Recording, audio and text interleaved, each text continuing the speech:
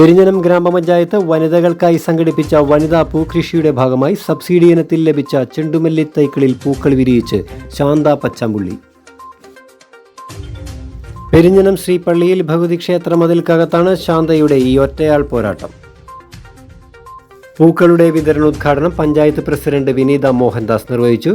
ക്ഷേമകാര്യ standing committee chairperson Sajida Muthukoya Thangal, 4ാം ward member Suja Sivaraman, ശ്രീപള്ളിയിൽ ഭഗവതി ക്ഷേത്രം ഭാരവാഹികൾ, കൃഷി ഓഫീസറായ നാനു PA, അസിസ്റ്റന്റുമാരായ സ്വാതി കൃഷ്ണ KS, അഖിൽ വി ദാസ് എന്നിവർ ചടങ്ങിൽ സന്നിഹിതരായിരുന്നു.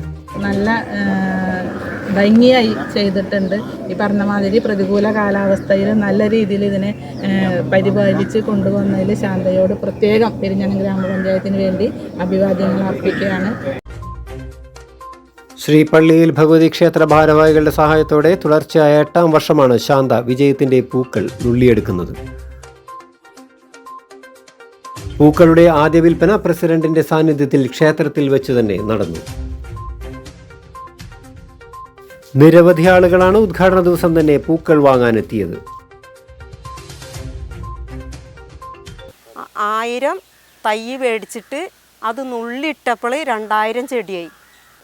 ഇവിടെ പടിഞ്ഞാറ് നടയിൽ നന്നായി വിളവെടുപ്പും പൂവും പിന്നെ തുമ്പക്കുടവും കോഴിവാലൻ ചെടിയും ഒക്കെ വെച്ച് പിടിപ്പിച്ചിട്ടുണ്ട്. നല്ലോണം പൂവുണ്ട്. കൃഷി ഓഫീസർ വന്നിട്ട് വാർഡ് മെമ്പറും പിന്നെ പ്രസിഡൻറ്റും വിനിത പ്രസിഡൻറ്റും പിന്നെ ഇവിടെയുള്ള അമ്പലത്തിൽ ഉള്ള എല്ലാവരും ഗിരിച്ചേട്ടനും വിഷ്ണു ചേട്ടനും കൂടി ഞങ്ങളെല്ലാവരും കൂടി ഉദ്ഘാടനം കഴിഞ്ഞ് ഇന്ന് ഇത്രയും പൂവ് ഇന്ന് അവർ പകർന്നെടുത്തു. കുറച്ച് കച്ചവടം ഇവിടെ നടന്നിട്ടുണ്ട്.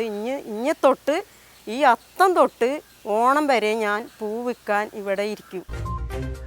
പൂക്കൾ വാങ്ങാൻ ആളുകൾ എത്തി തുടങ്ങിയതോടെ ശാന്ത ചേച്ചി നല്ല തിരക്കിലാണ്. അവർ വിഷൻ ന്യൂസ്, തൃശ്ശൂർ.